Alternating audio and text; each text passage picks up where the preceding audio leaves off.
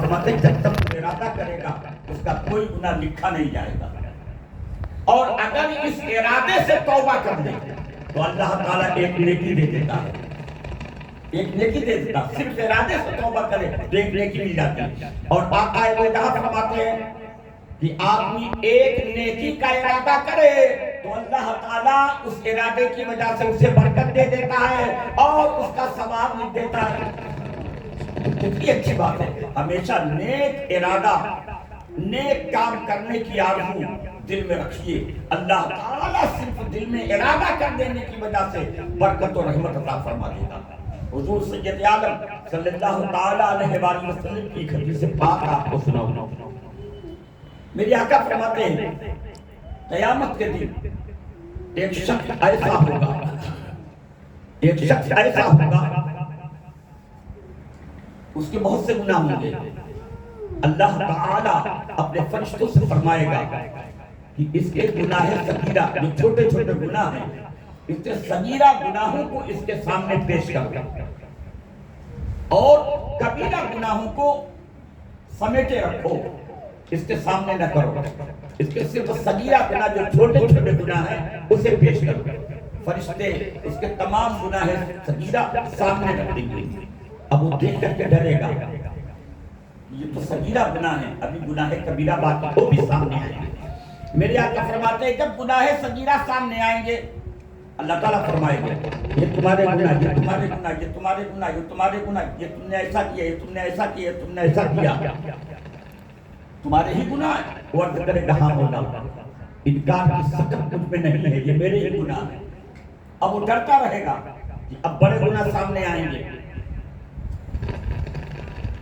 لیکن میرے آقا فرماتے ہیں جب وہ کہے گا اے اللہ یہ میرے گناہ ہیں، میں اس کے انکار کی سکت نہیں رکھتا ہوں، انکار کی طاقت نہیں رکھتا ہوں، تو اللہ تعالیٰ فرمائے گا جا جتنے یہ تیرے گناہ صغیرہ ہیں ان کے سب کے بدلے میں ایک ایک نیکی میں نے تجھ کو دیا، گناہ صغیرہ ان کے بدلے میں نیکیاں دے دی۔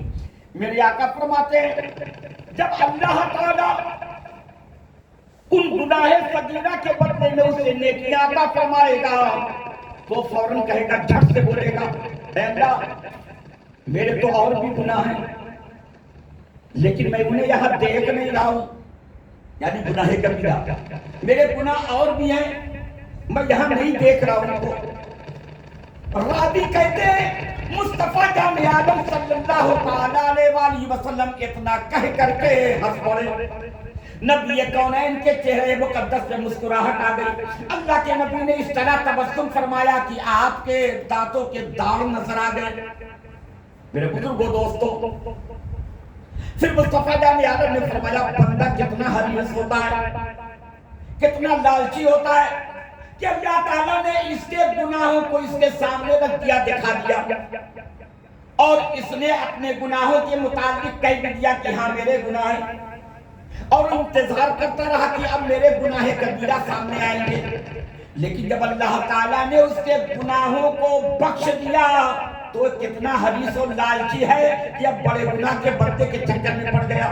میرے بزرگوں دوستوں، کہنے کا منشا یہ ہے کہ اللہ رب العزت کا بے پناہ فضل و کرم ہے، لیکن ہمیشہ اللہ تعالیٰ کی ذات مقدس سے آپ لرزیے، خدا کی بارگاہ میں گڑگڑائیے، خدا کی بارگاہ میں روتے رہیے، اللہ تعالیٰ فضل فرمائے گا، گناہوں کی بخشش بھی ہو جائے گی، آپ کی مغفرت ہو جائے گی، جہنم سے نجات مل جائے گی، اور اللہ تعالیٰ جنت عطا فرمائے گا۔ میں ایک بات اور بتاؤں، اس کے بعد صلاۃ و سلام پڑھتے ہیں۔ ایک حدیث شریف ہے کہ اللہ تعالیٰ قیامت کے دن تمام لوگوں میں سے حضرت آدم کی تمام اولاد، حضرت آدم کی تمام اولاد، جتنی اولاد ہے حضرت آدم سے لے کر قیامت تک جتنی اولاد ہوگی، کتنی اولاد ہوگی کچھ پتا ہے؟ ارے بولیے نا، کچھ معلوم ہے کتنی اولاد ہوگی؟ سب ہم لوگ سب اسی میں، تمام اولاد میں سے ایک شخص کو باہر کرے گا، باہر نکالے گا، الگ کرے گا، ایک شخص الگ کیا جائے گا۔ اب اس کے بعد اللہ تعالیٰ فرشتوں سے فرمائے گا اس کے گناہوں کو اس کے سامنے پیش کرو، تو فرشتے اس کے گناہوں کی گٹھری کھولیں گے، گناہوں کا پلندہ کھولیں گے،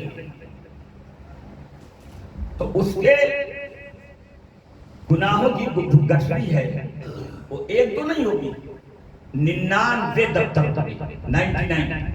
99 دفتر اس کے گناہوں کے ہوں گے، اور ایک ایک دفتر اتنا لمبا ہوگا کہ جہاں تک نگاہ جائے گناہ ہی گناہ نظر آئے، ایک دفتر۔ کتنے دفتر ہوں گے؟ 99۔ کتنے دفتر ہوں گے؟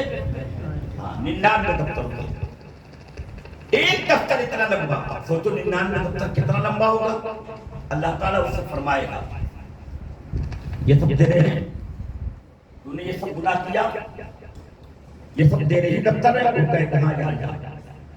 اللہ تعالیٰ فرمائے گا میرے فرشتوں سے کوئی غلطی تو نہیں کی، یعنی جو دونوں کندھے پر جو فرشتے رہتے ہیں انہوں نے لکھنے میں غلطی تو نہیں کی؟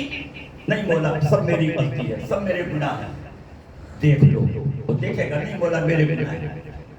تو اللہ تعالیٰ فرمائے گا آج ایک نیکی تیری میرے پاس ہے، ایک نیکی تیری میرے پاس ہے۔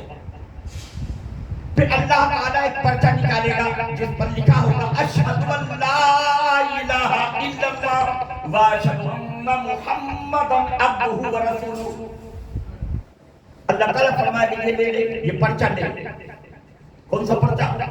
جس پر کہ کلمہ بولے اشہد ان لا الہ الا اللہ واشہد ان محمد عبدہ ورسولہ لکھا ہوگا۔ اللہ تعالیٰ فرمائے گا یہ پرچہ لے اور لے کر کے ترازو کے پاس جا، میزان کے پاس جا، میزان میں اپنے نیکیوں کے پلے پر اسے رکھ دے۔ تو کہے گا مولا 99 دفتر گناہوں کا میرا، اور یہ چھوٹا سا پرچہ اس سے کیا ہونے والا ہے؟ اللہ تعالیٰ فرمائے گا لے کر کے جاؤ، آج تیرے ساتھ ظلم نہیں ہوگا، لے کر۔ وہ کہے گا اب مولا اس سے کیا ہوگا؟ یہ چھوٹا سا پرچہ ہلکا سا، اور ایک طرف گناہوں کا اتنا بڑا دفتر، اتنا وزندار، اس چھوٹے سے پرچے سے کیا ہوگا؟ مولا فرمائے گا لے کر کے تو جا، آج تیرے ساتھ ظلم نہیں ہوگا۔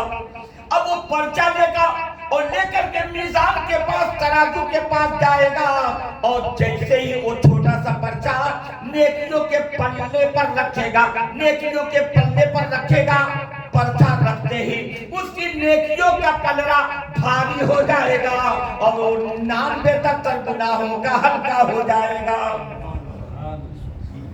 تو میرے بزرگوں دوستوں، اللہ تعالیٰ کی رحمت حق بہا نبی جو جب، رحمت حق بہا نبی جو جب، اللہ کی رحمت ہماری بخشش کے لیے، ہم سبوں کو کی مغفرت کرنے کے لیے بہانہ تلاش کرتی ہے، بہا نہیں تلاش کرتی، یعنی قیمت نہیں تلاش کرتی، بہانہ تلاش کرتی ہے۔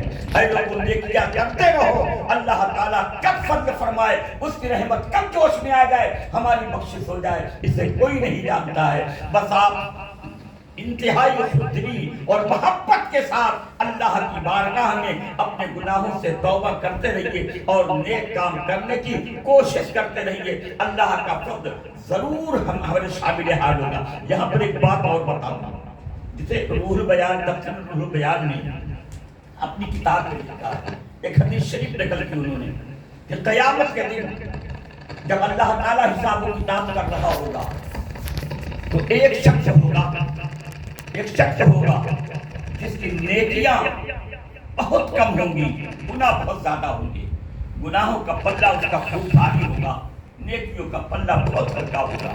اللہ کا حکم ہوگا اسے جہنم میں لے جاؤ، فرشتے اسے پکڑیں گے جہنم میں لے جانے کے لیے، دبوچیں گے، کھینچیں گے، وہ چلے گا۔ جیسے ہی فرشتے لے چلیں گے تو راستے میں کیا دیکھے گا؟ مصطفیٰ جان عالم صلی اللہ تعالیٰ علیہ وآلہ وسلم کہیں دور کھڑے ہیں۔ وہ جیسے ہی مصطفیٰ جان عالم صلی اللہ تعالیٰ علیہ وآلہ وسلم کو دیکھے گا، دور سے پکارے گا یا رسول اللہ مجھ پر کرم فرمائیے، خدا کے فرشتے مجھے جہنم میں لے جا رہے ہیں، مجھے بچا لیجیے۔ میرے سرکار سن کر کے انسنی نہیں کریں گے، سرکار سن کر کے ادھر منہ نہیں پھیریں گے، میرے سرکار سنتے ہی فوراً اس کے پاس تشریف لے آئیں گے۔ غور سے سنو، ہم لوگ درود شریف پڑھتے ہیں، صلاۃ السلام پڑھتے ہیں، سنیے میرے آقا فوراً تشریف لائیں گے، کیا بات اور سے کرے گا یا رسول اللہ کی فرشتوں نے مجھے پکڑ لیا، اور مجھے جہنم میں لے جا رہے ہیں. میرے آقا فرشتوں سے کہتے ہیں کیوں لے جا رہے ہو؟ فرشتے عرض کریں گے یا رسول اللہ اللہ کا حکم ہے، اس کا گناہوں کا دفتر بہت بڑا ہے،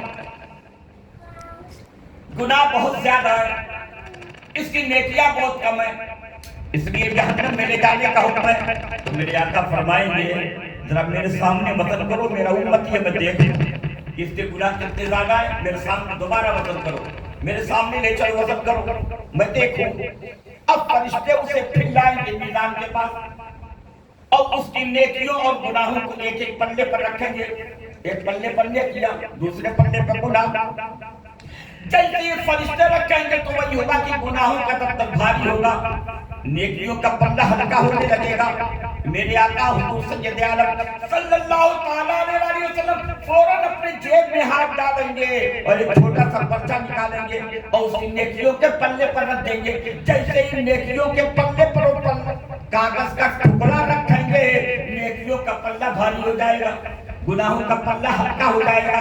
میرے آقا فرمائیں گے دیکھو اس کے گناہوں کا پلہ ہلکا ہے، نیکیوں کا پلہ بھاری ہے، اس لیے اب لے چلو جنت میں. فرشتے کہیں گے ہاں ٹھیک ہے یا رسول اللہ. اب فرشتے جنت میں اسے لے جائیں گے. جب جنت میں لے جانے لگیں گے تو شخص عرض کرے گا یا رسول اللہ ذرا یہ تو بتا دیں کہ آپ نے اپنے جیب سے جو ہاتھ ڈال کر کے پرچہ نکالا اس میں کیا ہے؟ میرے سرکار میں تو جہنمی ہو چکا تھا، فرشتے مجھے جہنم میں لے جانے تھے لیکن آپ نے کرم فرما دیا مجھے بچا لیا. لیکن میرے سرکار یہ تو فرمائیں کہ یہ ہے کیا؟ تو میرے آقا فرمائیں گے تم نے فنا موقع پر مجھ پر درود شریف پڑھا تھا، اس درود شریف کو میں نے سنبھال کر کے رکھ لیا تھا، آج تمہاری مغفرت کے کام آ گیا.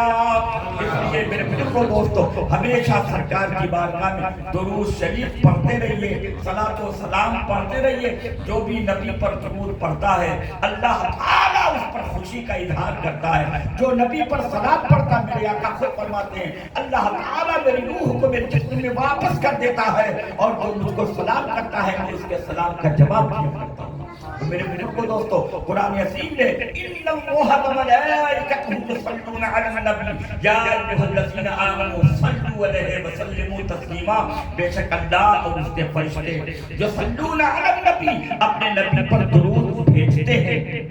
یا ایھا الذین آمنوا اے ایمان والو صلو تم بھی درود بھیجو اور درود کے ساتھ وسلموا تسلیما اور سلام بھی خوب پڑھو اور سلام بھی خوب پڑھو. یہ قرآن کا اعلان ہے. بیٹھ کر پڑھو کہ کھڑے ہو کر پڑھو یہ نہیں ہے. کیسے پڑھو؟ تو جس میں زیادہ ادب ہو اس انداز سے پڑھنا چاہیے، جس میں زیادہ عظمت ہو اس انداز سے پڑھنا چاہیے، جس میں زیادہ عزت ہو اس انداز سے پڑھنا چاہیے. تو ظاہر سی بات بیٹھ کر پڑھنے میں جو تعظیم ہے اس سے کہیں زیادہ تعظیم کھڑے ہو کر پڑھنے میں ہے. اس لیے ہم مصطفیٰ کی عظمت اور محبت، عزت اور شوکت کا لحاظ کرتے ہوئے ہمیشہ جب نبی پر صلاۃ و سلام پڑھنے کی باری آتی ہے تو ہم کھڑے ہو کر صلاۃ و سلام پڑھتے ہیں. حضرت مدارج النبوہ میں حضرت شیخ عبدالحق محدث دہلوی علیہ الرحمہ نے یہ حدیث تحریر فرمائی ہے کہ میرے مصطفیٰ آقا دو جہاں صلی اللہ تعالیٰ علیہ وآلہ وسلم جب اس دنیا فانی میں تشریف لائے میرے آقا کی ولادت ہو رہی تھی حضرت بی بی آمنہ کے گھر میں. اس وقت اللہ تعالیٰ کے فرشتے آسمان کے زمین پر اتر آئے تھے اور حضرت بی بی آمنہ کے دروازے پر کھڑے ہو کر باہر سے اندر تو مصطفیٰ جان عالم کی ولادت ہو رہی تھی اور باہر اللہ کے فرشتے نبی پر کھڑے ہو کر صلاۃ و سلام پڑھ رہے تھے. اس لیے ہم بھی ان فرشتوں کی ابتدا میں جب بھی نبی کا ذکر کرتے ہیں تو کھڑے ہو کر صلاۃ و سلام پڑھ لیا کرتے ہیں. مرحبا سید مکی مدنی العربی دل و جاں باد فدایت چے عجب خوش لقبی. میرے اعلیٰ حضرت حضور کی ولادت طیبہ کے ذکر کے وقت کے لیے کیا بہترین شعر ارشاد فرماتے. میرے آقا میرے اعلیٰ حضرت فرماتے نور والے دیکھ کر تیرا امامہ نور کا، نور والے دیکھ کر تیرا امامہ نور کا، سر جھکاتے ہیں الہی بولے بالا نور کا. وما علینا الا البلاغ. اب انشاءاللہ پرسوں 30 تاریخ کو دبئی میں کہاں پر Nexa technology, Nexa technology, Nexa technology وہاں بہرحال انشاءاللہ تعالی پروگرام ہوگا. آپ حضرات وہاں تشریف لاؤ انشاءاللہ تعالیٰ. آج تو میں نے توبہ پر اس لیے بات کر دی کہ اللہ تعالیٰ ہم لوگوں سے جو عذاب ہوتا ہے اس پر ہمیشہ یہ خیال کر کے توبہ کرتے رہیں کہ اللہ تعالیٰ اس گناہ کو بخش دے، اس گناہ کو بخش دے، اس گناہ کو بخش دے. انشاءاللہ اس دن پھر آپ سے گفتگو ہوگی. السلام.